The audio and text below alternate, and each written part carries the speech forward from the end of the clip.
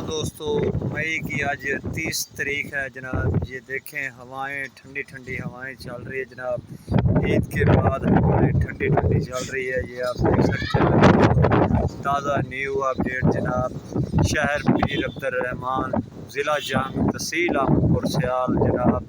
और कहाँ कहाँ हवाएं और बारिश हो रही है, आप कमेंट करके बताएं मेरे भाई दोस्तों जनाब। ये आप देख सकते हैं, ठंडी ठंडी हवाएं।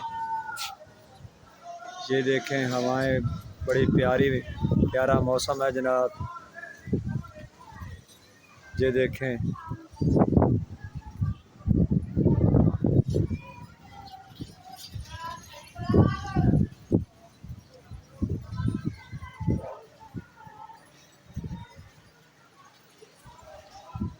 ईद के बाद मौसम बना है जी, देख सकते हैं आप।